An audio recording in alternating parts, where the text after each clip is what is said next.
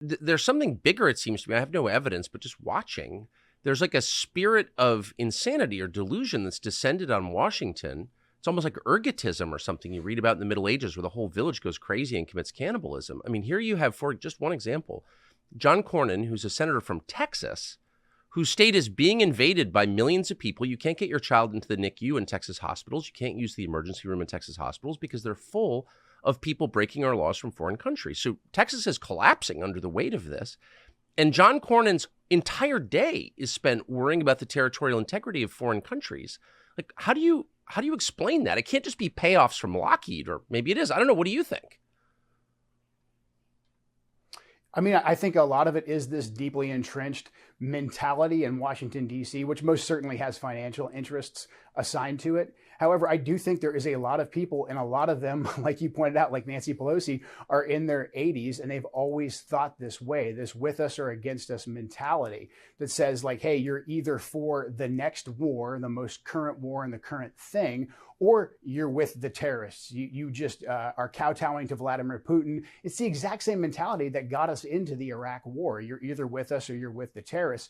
And look, Tucker, I would love to come on here and defend neoconservatism as someone who, lost my late wife in these wars, as somebody who lost countless friends, as somebody who fought myself 11 combat deployments. I spent most of my 20s and 30s in Iraq. I would love to tell you it had worked, but it simply did not. And that's a very hard thing to admit. I get into arguments all the time with fellow veterans about this exact same topic. So I think a lot of this is literally the gambler's fallacy. There's a lot of people who think, hey, if we just keep trying, if we keep attempting to spread freedom through the barrel of a gun and trillions of US dollars, this time it's going to work. Let's just double down. And this is, well, how really nice casinos are built in Las Vegas off of this exact same mentality. So I think that combined with the financial interest from Lockheed Martin and every single defense contractor, and putting someone like Lloyd Austin as the Secretary of Defense, who's still on the board at Raytheon, I think that factor with that mentality and people not being able to admit that we got this wrong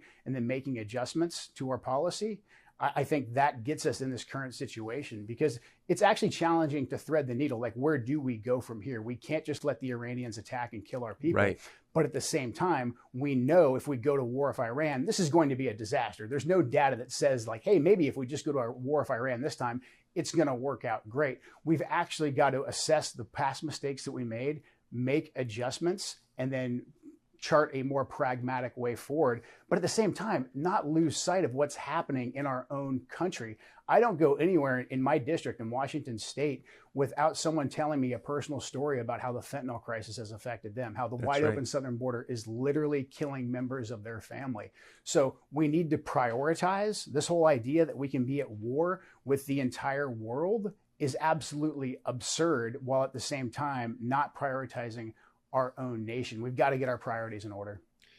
I've always wondered how someone like you must feel, who, as you just said, spent a good part of your life on 11 combat deployments and lost your own wife in these wars, when you're denounced as a tool of Vladimir Putin, or in the last race you ran, neocons subverted your message by claiming you were a CIA operative when you were arguing against the CIA's paramilitary involvement in these countries. I mean, the whole thing was so dishonest. But how does it make you feel? I don't think you need to prove your loyalty to this country. You already have. To be denounced in public as a traitor to your country.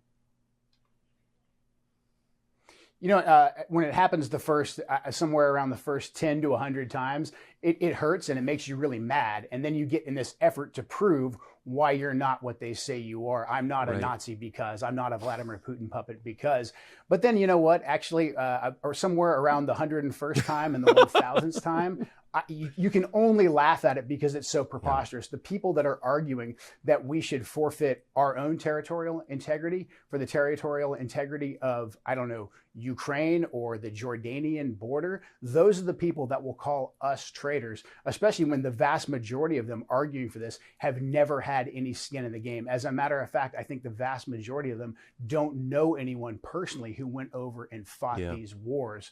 So there's something liberating in being called that repeatedly over and over again, because then you can truly see things for the way that they are, that this is literally just propaganda to attempt to intimidate people to shut them up. And I'm glad that you're doing what you're doing, and you give us a platform where we can actually speak truth to power and show people what's actually happening in this country and how our foreign policy establishment is absolutely just really destroying the United States of America. They're attempting to make us sacrifice our republic for an empire that does nothing for the American people. Amen. So nicely put. And I would recommend, the famous Eisenhower speech at the end of his term around 1960.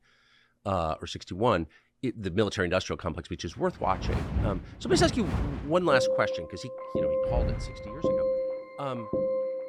You referred to what a war with Iran would do to the